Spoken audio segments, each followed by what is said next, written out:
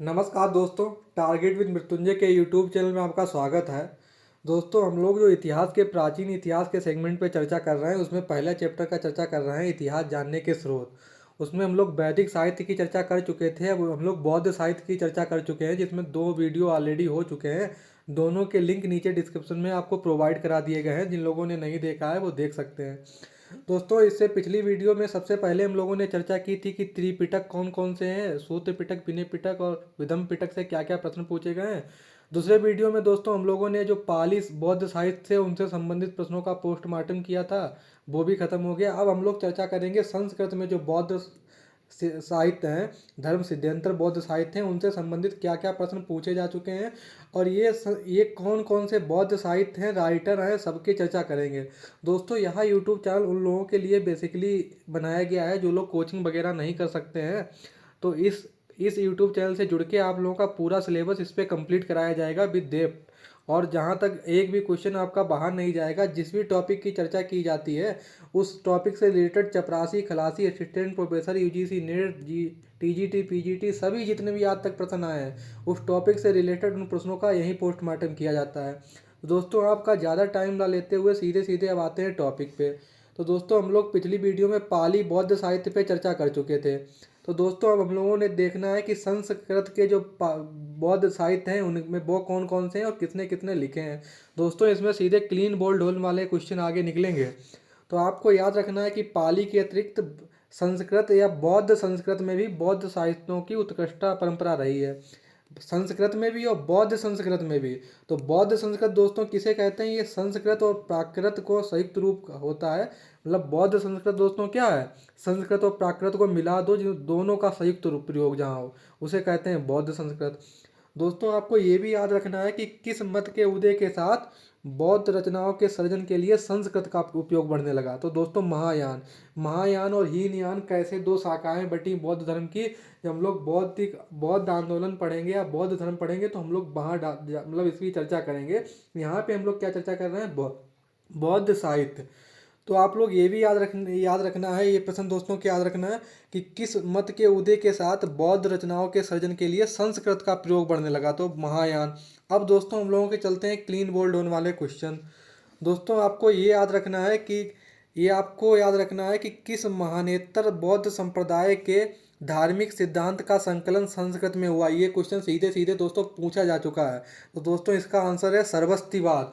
सर्वस्तिवाद क्या है? हम जिन लोगों को पता है ठीक है, नहीं आप लोग यहाँ पे याद कर लें। हम लोग जब बौद्ध धर्म पढ़ेंगे तो वहाँ आपको बताएंगे किस तरीके से जब कॉन्सेप्चुअल स्टडी चलेगी, किस तरीके से बौद्ध धर्म का विकास हुआ, क्या क्या, वहाँ पे आपको बहुत इंटरेस्ट आएगा, मज़ा पढ़ने में। ये जो इतिहास जानने के साधन है, हो सकता है आप लोग कुछ बहुत ज़्यादा फैक्चुअल नॉलेज निकल रही है तो आपको यहाँ पे याद रखना पड़ेगा।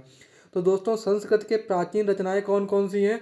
देखो, नंबर 1 तो है अष्टशास्त्रिक प्रज्ञा पारमिता, इसी तथा सदधर्म पुंडरीक। और उसके बाद है महावस्तु, उसके बाद है ललित विस्तार और चौथी है अवदान साहित्य। तो आपको ये चारों याद रखनी है। तो अष्टशास्त्रिक प्रज्ञा पारमिता और सदधर्म पुंडरीक दोस्तों लिखी गई सबसे पहले 1ली शताब्दी में। उसके बाद दोस्तों महावस्तु की रचना हुई 1ली-2री शताब्दी में। उसके बाद ललित विस्तार की रचना हुई 1ली और 2री शताब्दी में। फिर अंतिम में बाद में लिखी गई अवदान साहित्य, ये भी कथाएं हैं। तो दोस्तों, अवदान साहित्य में कौन कौन से साहित्य आते हैं? 2 आते हैं अवदान साहित्य में। कौन कौन से? अवदान शतक और दिव्यावदान और अशोकावदान। तो सबसे पहले अवदान साहित्य में अवदान शतक लिखा गया 2री शताब्दी में। उसके बाद दिव्यावदान और अशोकावदान कब लिखी गई? 4th शताब्दी में, ये भी याद रखना है। अब दोस्तों, आपके निकलेंगे एग्जाम में क्वेश्चन। अब दोस्तों, हम लोगों ने जितनी भी ये किताबों की चर्चा की है, कौन कौन सी, महावस्तु से क्या क्वेश्चन पूछे गए हैं, सदधर्म पुंडरीक से क्या क्वेश्चन गए हैं, ललित विस्तार और अवदान साहित्य, इन सभी प्रश्नों का आप करेंगे पोस्टमार्टम, जो जो एग्जाम में पूछे जा चुके हैं। तो दोस्तों, पहले हम लोग ये आपको एक पॉइंट याद रखना है कि ये सदधर्म पुंडरीक से क्या क्वेश्चन पूछा जा चुका है। तो क्वेश्चन पूछा गया है कि बुद्ध और बोधिसत्व, जो बोधिसत्व दोस्तों क्या होते हैं? भविष्य में आने वाले बुद्ध को ही बोधिसत्व कहते हैं। तथा महायान सिद्धांतों का किस पुस्तक में वर्णन है? ये दोस्तों क्वेश्चन सीधे सीधे पूछा गया है पीएचडी एंट्रेंस एग्जाम के, बीएचयू के। तो ये इसका आंसर क्या है? प्रज्ञा पारमिता सदधर्म पुंडरीक। तो आपको ये आप समझ गए होंगे कि प्रज्ञा पारमिता से और सद्धर्म पुंडरीक से क्या प्रश्न पूछा जा चुका है, बेसिकली एक। और ये कब लिखी गई? पहली शताब्दी में। अब दोस्तों हम लोग महावस्तु, ललित विस्तार और अवदान साहित्य से लेके क्या कुछ प्रश्न पूछे गए हैं वो भी कर लेते हैं। तो दोस्तों पहले हम करते हैं महावस्तु से रिलेटेड प्रश्नों का पोस्टमार्टम। तो महावस्तु से दोस्तों अभी तक 5 प्रश्न पूछे जा चुके हैं। पहला तो यही पूछा जाता है कि महावस्तु नामक बौद्ध धर्म किस मत का प्रभाव था। तो आपको याद रखना है महायान मत का।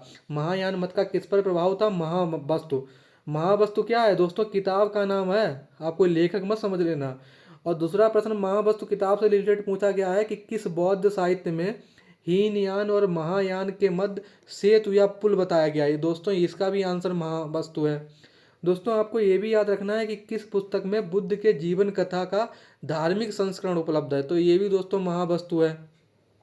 अगला प्रश्न दोस्तों पूछा जा चुका है महावस्तु से, किस बौद्ध ग्रंथ में संस्कृत प्राकृत मिश्र भाषा में संघ के अभ्युदय तथा विकास की विवेचना की गई है। तो दोस्तों इसका भी आंसर महावस्तु है। और दोस्तों आपको ये भी प्रश्न याद रखना है कि महावस्तु में कितने प्रकार की लिपियों का उल्लेख है? 32। तो आपको दोस्तों ये महावस्तु से 5 रिलेटेड प्रश्नों को याद रखना है। इसमें एग्जाम में ये पूछा जा चुका है, कौन कौन सा? एक तो ये सेतु पुल वाला पूछा जा चुका है पहला, और दूसरा क्वेश्चन पूछा जा चुका है। ये वाले क्वेश्चन अभी तक नहीं पूछे गए हैं, तो आप लोग इनको भी याद रखिएगा। ये भी एग्जाम में पूछे जा सकते हैं। अब हम लोग दोस्तों दूसरी किताब हैं जो अभिधान साहित्य है, उनका पोस्टमार्टम करते हैं, उनसे रिलेटेड प्रश्नों का। तो दोस्तों इनसे 2 प्रश्नों को आपको बेसिकली याद रखना है। पहला प्रश्न बनेगा कि नैतिक उपदेशों के साथ लिखी गई किस पुस्तक में बुद्ध और अशोक से जुड़ी कथाएं संकलित हैं। तो किसमें दोस्तों आंसर होगा? अवदान साहित्य। अवदान साहित्य 2 प्रकार के होते हैं, वो आप लोग अभी हम चर्चा कर चुके हैं। ये भी प्रश्न दोस्तों ये तो बहुत इंपॉर्टेंट प्रश्न है, आपको बिल्कुल रट्टा मार लेना है। Very very important, clean bowled होने वाला। क्या कि सर्वप्रथम बुद्ध की मूर्ति का निर्माण मथुरा में हुआ है, किस बौद्ध साहित्य में लिखा है? दिव्य अवदान। दोस्तों जो हम लोग आर्ट एंड कल्चर का आगे चर्चा करेंगे तो आर्ट कल्चर में ये आपको स्टेटमेंट हम आपसे पूछेंगे कि ये दिव्य मतलब ये सर्वप्रथम बुद्ध की मूर्ति मथुरा में निर्माण हुआ, ये कहाँ लिखा था? तो दिव्य अवदान आप लोगों को बताना है। तो आप लोग इसका स्क्रीनशॉट लेना चाहें तो ले सकते हैं। अब दोस्तों हम लोग चर्चा करेंगे कि ललित विस्तार। तो ललित विस्तार से जितने रिलेटेड प्रश्न हैं उनका पोस्टमार्टम करते हैं। तो बेसिकली ये 6 क्वेश्चन ललित विस्तार से बन सकते हैं। देखो पहला तो यही बनेगा कि किस काल की रचना है? पहली दूसरी शताब्दी में। और इस बौद्ध ग्रंथ के लेखक कौन है? हरिभद्र। ये वेरी इंपॉर्टेंट है, क्लीन बोल्ड होते हैं इसमें, क्योंकि हरिभद्र सबको नहीं पता होता है। ललित विस्तार के लेखक कौन है? हरिभद्र। और जो ललित विस्तार से प्रश्न क्या पूछे जा चुके हैं? पहला प्रश्न तो यही पूछा जा चुका है कि किस पुस्तक में बुद्ध की जीवनी जो गद्य में दी गई है। दोस्तों आपको याद रखना है बुद्ध की जीवनी और महात्मा बुद्ध को देवता माना गया है, तो ललित विस्तार में। और ललित विस्तार के लेखक कौन है? हरिभद्र। दोस्तों अगला प्रश्न आपको ये याद रखना है कि प्रश्न बनेगा कौन सी रचना सर्वास्तिवाद संप्रदाय से प्रभावित होते हुए भी महायान मत से प्रभावित थी। तो ये भी ललित विस्तार है दोस्तों इसका आंसर। अब आपको ये याद रखना है कि ललित विस्तार की किस भाषा में लिखी गई। तो दोस्तों ये लिखी गई बौद्ध संस्कृत में, संस्कृत तथा मिश्र संस्कृत अर्थात प्राकृत भाषा। तो आपको याद रखना संस्कृत तथा मिश्र संस्कृत या प्राकृत भाषा भी कहते हैं। तो ये किस भाषा में लिखी गई? बौद्ध संस्कृत में। अब दोस्तों आपको ये बहुत इंपॉर्टेंट पॉइंट है कि एग्जाम में पूछा जाएगा हेजियोग्राफी क्या है। तो हेजियोग्राफी जो जीवन चरित लिखी गई है, क्या जीवन चरित? ललित विस्तार। तो ललित विस्तार के धार्मिक संस्करण की शैली को क्या कहा जाता है? हेजियोग्राफी। तो आप लोग ललित विस्तार से जितने भी प्रश्न पूछे गए हरिभद्र ये सब वगैरह, इसका स्क्रीनशॉट ले सकते हैं। दोस्तों ललित विस्तार से और क्या क्वेश्चन पूछा गया है कि ललित विस्तार में कितनी लिपियों का वर्णन है? तो 64। और दोस्तों ये वेरी इंपॉर्टेंट क्वेश्चन है, आपको याद रखना है कि एडविन अर्नाल्ड ने द लाइट ऑफ एशिया किस पुस्तक पर आधारित है? ललित विस्तार पे। दोस्तों लाइट ऑफ एशिया एक मूवी भी बनी है बुद्ध धर्म की, वो किस पे आधारित है? वो एडविन अर्नाल्ड के बेसिकली कॉन्सेप्ट बनी है द लाइट ऑफ एशिया। दोस्तों आपको ये भी बताना चाहेंगे कि मतलब जो लाइट ऑफ एशिया है एडविन अर्नाल्ड, तो याद ही रखना है। और light of Asia Winston Churchill ने किसे कहा था? पंडित नेहरू को विंस्टन चर्चिल ने लाइट ऑफ एशिया की उपाधि से भारत आज़ाद हो रहा था। तो आपको एक ये भी पॉइंट याद रखना है, आपकी जानकारी के लिए बता रहे हैं। लेकिन आपको द लाइट ऑफ एशिया के लेखक तो याद ही रखने हैं, एडविन अर्नाल्ड। और इन्होंने ये जो किताब किस पे आधारित थी? ललित विस्तार का अंग्रेजी रूपांतरण था द लाइट ऑफ एशिया, और ये एडविन अर्नाल्ड ने लिखी थी। तो आपको यहाँ पे क्या याद रखना है कि एडविन अर्नाल्ड ने द लाइट ऑफ एशिया लिखी, ये ललित विस्तार का अंग्रेजी अनुवाद है। आपको ये भी याद रखना है कि ललित विस्तार में किस नगर की प्रशंसा की गई है, तो मथुरा, ये याद रखना है। अब हम लोग दोस्तों चलते हैं कि कौन से बौद्ध ग्रंथ हैं जिनका चीनी भाषा में अनुवाद हुआ। वेरी वेरी इंपॉर्टेंट क्वेश्चन है, क्लीन बोल्ड हो जाएंगे अच्छे अच्छे। तो 3 बेसिकली ग्रंथ हैं, श्री धर्म निदान सूत्र, संयुक्त रत्न पिटक और कल्पना मंड टीका। तो आपको ये तीनों ग्रंथ याद रखने हैं कि एक प्रश्न क्या बनेगा, किन बौद्ध संस्कृत बौद्ध ग्रंथों का चीनी भाषा में अनुवाद हुआ। वो एक इसमें हो सकता है कि एक दिया और 3 कोई और दिए हैं जिनका अनुवाद नहीं हुआ, लेकिन आपको तीनों याद रखने हैं, श्री धर्म पिटक निदान सूत्र, संयुक्त रत्न पिटक और कल्पना मंड टीका। दोस्तों आपको ये कनिष्क वाला ये प्रश्न भी याद रखना है कि चीनी भाषा में अनुवादित इन पुस्तकों में से किस शासक के पूर्वी और उत्तरी भारत के विजय का ज्ञान होता है। कैसे जो इंडिया है ये पूर्वी और ये नॉर्थ इंडिया वाला, तो ये जो कनिष्क ने विजय की ये कहाँ किन साहित्यों से प्राप्त होता है, यही जो संस्कृत के बौद्ध साहित्य थे जिनका चीनी भाषा में अनुवाद हुआ, श्री धर्म पिटक निदान सूत्र, संयुक्त रत्न पिटक और कल्पना मंड टीका, इन्हीं से प्राप्त होता है कि कनिष्क विजय। दोस्तों आपको ये भी प्रश्न पूछा जा सकता है कि किस पुस्तक से ज्ञात होता है कि भारत विजय के पश्चात कनिष्क ने मध्य एशिया के खोतान पर विजय प्राप्त की थी। तो दोस्तों ये लिखा है कल्पना मंड टीका पे। तो दोस्तों बहुत इंपॉर्टेंट क्वेश्चन निकले हैं। अब दोस्तों हम लोग चर्चा करेंगे कि जो महायान विचारक थे, हम लोगों ने क्या क्या चर्चा की थी दोस्तों, आप लोगों को एक बार रिवीजन कर देते हैं। फिर देखिए दोस्तों, हम लोगों ने ये जो किताबें थी संस्कृत की, ये सदगुरु पुंडरीक और महावस्तु से रिलेटेड प्रश्नों की चर्चा कर चुके हैं, ललित विस्तार से रिलेटेड प्रश्नों की चर्चा कर चुके हैं, अवधान साहित्य से रिलेटेड चर्चा कर चुके हैं। तो आप लोग इसका नोट्स अच्छे से बनाइएगा। अब हम लोग दोस्तों ये चीनी भाषा में जिन ग्रंथ किताबों का अनुवाद हुआ उनकी भी चर्चा कर चुके हैं। अब हम लोग दोस्तों इम्पॉर्टेंट सेगमेंट पे चलते हैं कि जो महायान विचारक कौन कौन से थे। दोस्तों सीधे सीधे पूछा जा सकता है कि वसुमित्र किस बौद्ध विचारक थे, महायान या हीनयान। तो ये सभी जितने भी विचारक हैं ये सब ही महायान थे। कौन कौन से, वसुमित्र, अश्वघोष, नागार्जुन, वसुबंधु, असंग, आर्यदेव, बुद्धपालित और दिगनाथ। और ये वसुमित्र से रिलेटेड क्या क्वेश्चन पूछे जा चुके हैं, अश्वघोष से रिलेटेड क्या क्या प्रश्न पूछे गए हैं, हम लोग अब एक एक ये जो महायान विचारक हैं इन पे चर्चा कर लेंगे जो एग्जाम में अभी तक क्वेश्चन पूछे जा चुके हैं। दोस्तों इससे आउट ऑफ कोई क्वेश्चन बनने की पॉसिबिलिटी बहुत कम है। दोस्तों पहले हम चर्चा करेंगे कि वसुमित्र की दोस्तों किताब क्या है, विभाषा शास्त्र। तो विभाषा शास्त्र से रिलेटेड क्या प्रश्न पूछे गए हैं, सबसे पहले तो यही प्रश्न पूछा जा चुका है कि बौद्ध धर्म का विश्वकोश किसे कहा जाते हैं। तो दोस्तों ये विभाषा शास्त्र को कहा जाता है। विभाषा शास्त्र किसकी किताब है, वसुमित्र की। दोस्तों अगला प्रश्न दोस्तों जो पूछा जा चुका है वसुमित्र से रिलेटेड कि बौद्ध धर्म का बाइबिल किस पुस्तक को कहा जाता है, ये भी विभाषा शास्त्र को कहा जाता है। ये वसुमित्र किसकी कौन सी बौद्ध समिति की अध्यक्षता की थी, चौथी जो बौद्ध समिति हुई थी कश्मीर में, उसकी अध्यक्षता वसुमित्र ने की थी, वहीं पे इन्होंने विभाषा शास्त्र लिखी थी। इसे दोस्तों बौद्ध धर्म का विश्वकोश भी कहा जाता है, मतलब, और दोस्तों बौद्ध धर्म का बाइबिल की कहा जाता है। दोस्तों आपको ये दोनों पॉइंट एग्जाम में याद रखने हैं क्योंकि पूछे जा चुके हैं। अब दोस्तों ये भी आपको याद रखना है कि विभाषा शास्त्र त्रिपिटकों पर प्रमाणित भाष्य है जिसे वसुमित्र ने कब तैयार किया था, चौथी बौद्ध समिति। यहाँ पे आपके लिए क्वेश्चन भी फॉर्मेट किया गया है। तो दोस्तों आप लोग ये सभी हम लोग इन सभी ये जो महायान विचारक हैं इन संबंधित प्रश्नों की चर्चा कर लेंगे, जिससे आपका बौद्ध साहित्य वाला कंटेंट पूरा कंप्लीट हो जाएगा।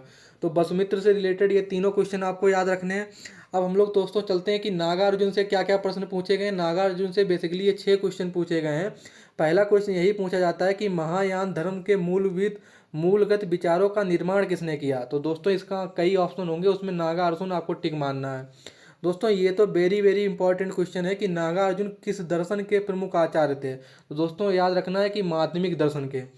दोस्तों आपको ये भी याद रखना है कि नागार्जुन ने अपनी किस पुस्तक में शून्यवाद का और सापेक्षवाद का सिद्धांत दिया। तो प्रज्ञा पारमिता सूत्र वेरी वेरी इंपॉर्टेंट है दोस्तों, क्लीन बोल्ड हो जाएंगे अच्छे अच्छे।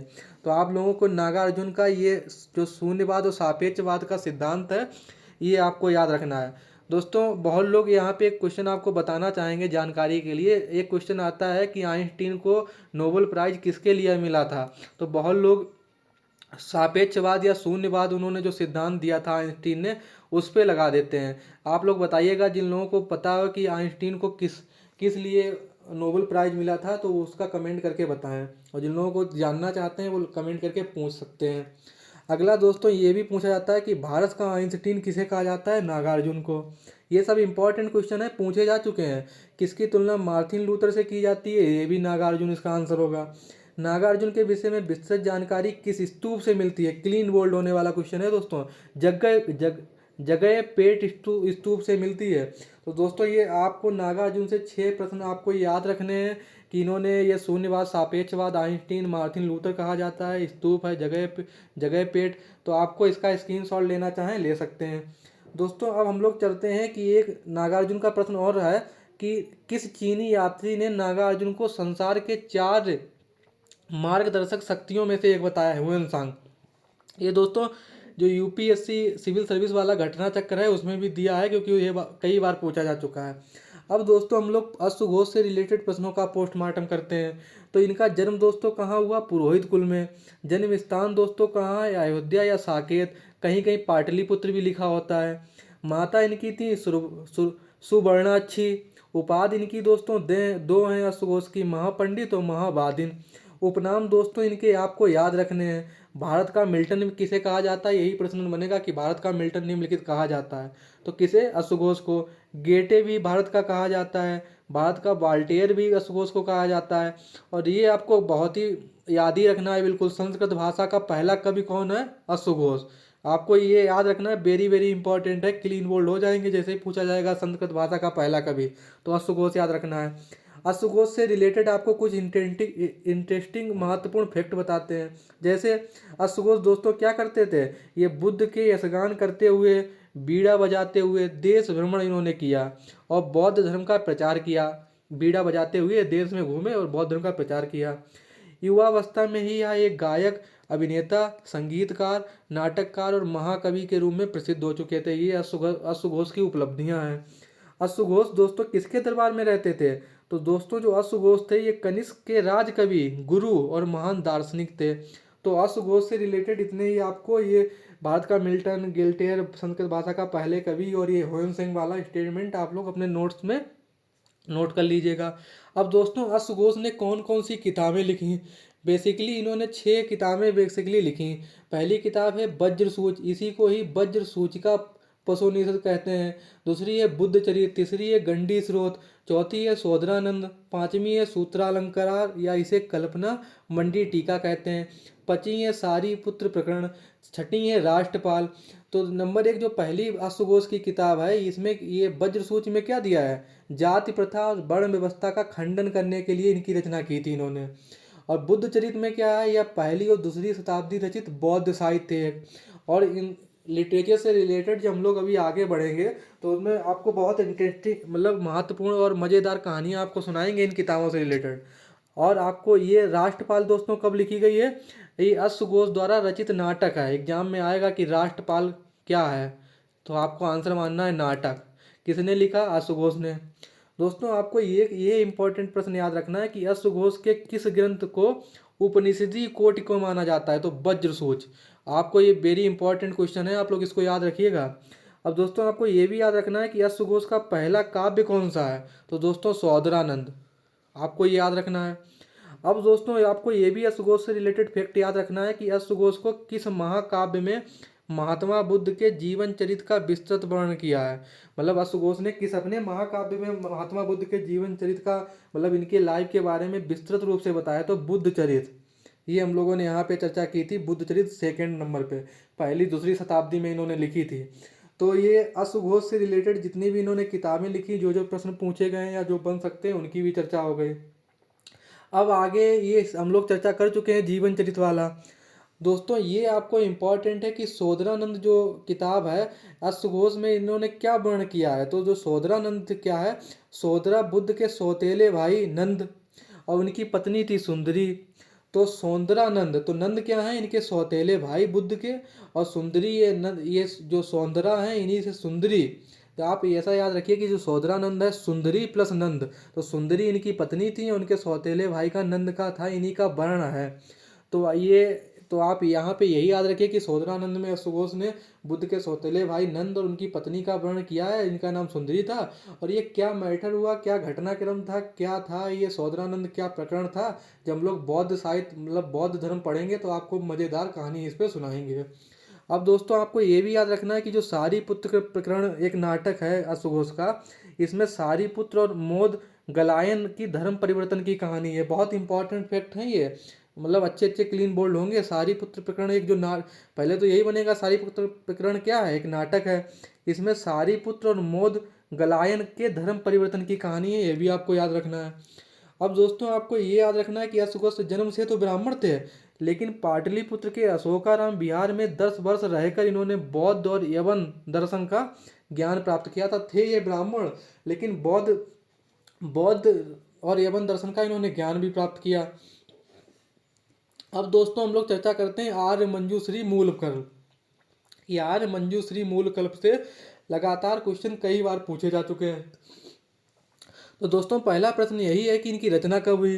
तो 9वीं शताब्दी में आर्य मंजूश्री मूलकल्प की रचना हुई। और ये किस संप्रदाय से संबंधित ग्रंथ थे, महायान बौद्ध धर्म।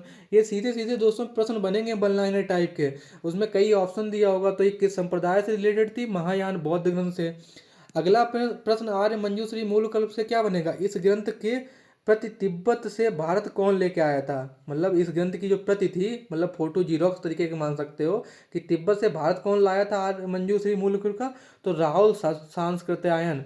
दोस्तों आप लोगों को, जिन लोगों को बताइए कि राहुल सांस्कृत्यायन यूपी के किस जिले के निवासी थे। जिन लोगों का पता है वो लोग कमेंट करके जरूर बताएं, और जिन लोगों को नहीं पता है तो वो सर्च करके बताएं।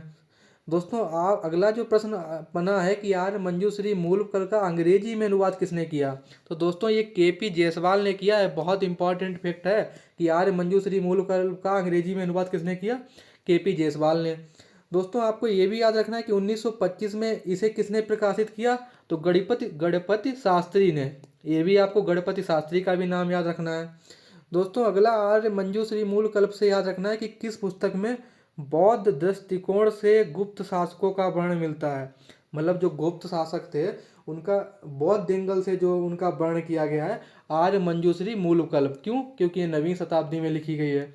इस तरीके से हम लोगों ने ये महत्वपूर्ण ये इस आर्य मंजूश्री मूलकल्प से महत्वपूर्ण प्रश्नों की चर्चा कर ली है। अब दोस्तों हम लोग कुछ और महत्वपूर्ण तथ्य याद रखते हैं जो एग्जाम में पूछे गए हैं। जैसे बौद्ध धर्म की गीता किसे कहा जाता है, धम्मपद को। ये प्रश्न एग्जाम में पूछा जा चुका है। दूसरा प्रश्न है कौन सा अकेला ऐसा ग्रंथ है जो बौद्ध दर्शन के प्रायः सभी सिद्धांतों का वर्णन करता है, धम्मपद। दोस्तों आपको ये भी याद रखना है, ये बहुत इंपॉर्टेंट क्वेश्चन है, क्लीन बोल्ड होने वाला। सर्वप्रथम किस इतिहासकार ने बताया है कि अशोक के धम्म सिद्धांतों को राहुलोवाद सूत्र में लिखा है। तो ये भंडारकर थे, डॉक्टर भंडारकर।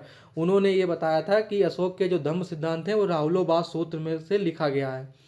दोस्तों अब हम लोग चर्चा करते हैं कि किस ग्रंथ में स्वर्गीय सुखों का वर्णन मिलता है। तो विमान वत्तु में।